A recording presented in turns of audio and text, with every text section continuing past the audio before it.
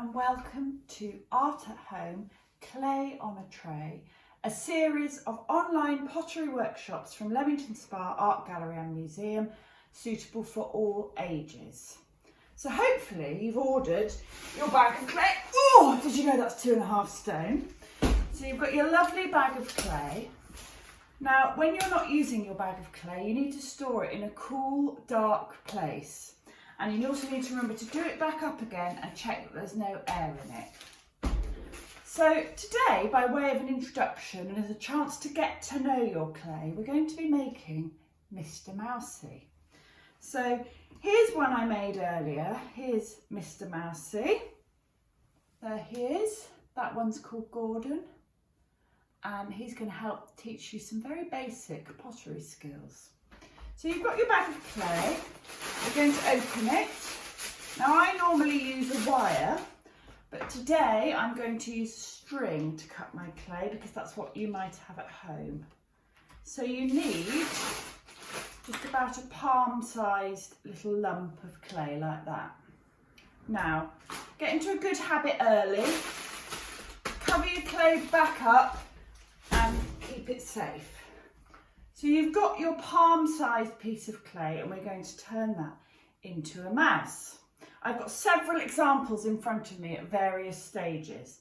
So the first thing you're going to do is break your clay into a small piece, about thumb size, and to a bigger piece, about the size of a small potato. So put your thumb-sized piece to one side for now, and then you're going to get your potato-sized piece, and using the palms of your hands, it's a lovely sound, isn't it? You're going to make your clay into a ball. Now you need to be quite bossy with clay because sometimes it tries to be in charge, but you need to show it who's boss. So when you've got your ball, you then need to, with your hands, roll it into a sort of chicken nugget kind of shape. Then, the next stage of making the mouse, now we're making a mouse that's standing up, looking at the world, sort of like this. And what you're going to do next is just bash it onto the tray and make a flat base so it can stand up. Now the next bit, you're going to get the pointy bits of your fingers and you're going to start squeezing a nose out of the clay. So it's almost a bit like a rocket, and I'm smoothing it down.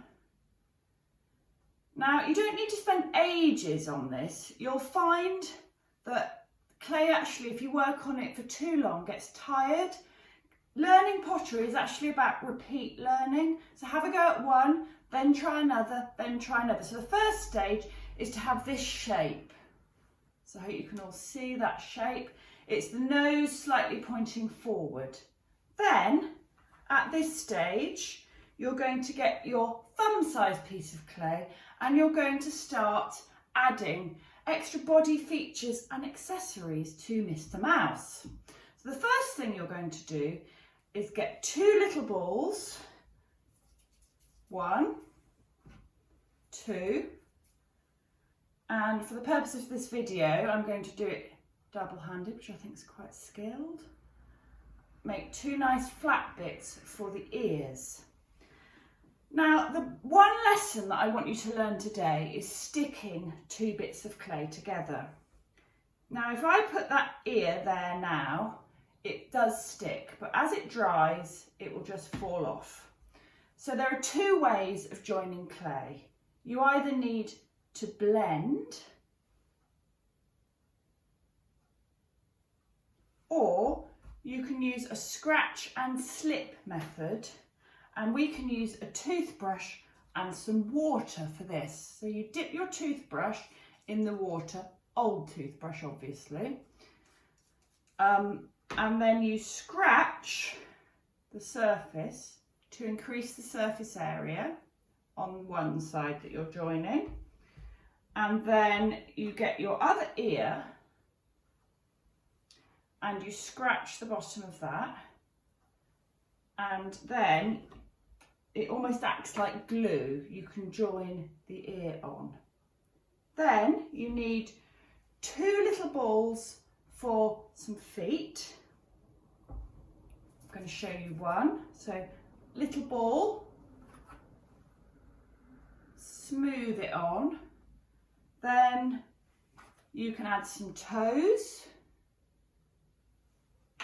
Then you can do the same by adding eyes on the top. You could add a nose, you could add whiskers. Now the arms and the tail, you make a little sausage shape, about like that for the arms. And we're going to put the arms across the front of the mouse's body, like that. And then you can use your knife or an old pencil or whatever you want to make the little fingers. And then you can add the tail in the same way. Now, when your mouse has dried out a bit and gone sort of leather hard, if you want to, you can have a go at decorating it. Now, unfortunately, we don't have the ability to do glazing at home without a kiln. You can see my kiln behind you. So I thought for this mouse, you could have a go at using some paint.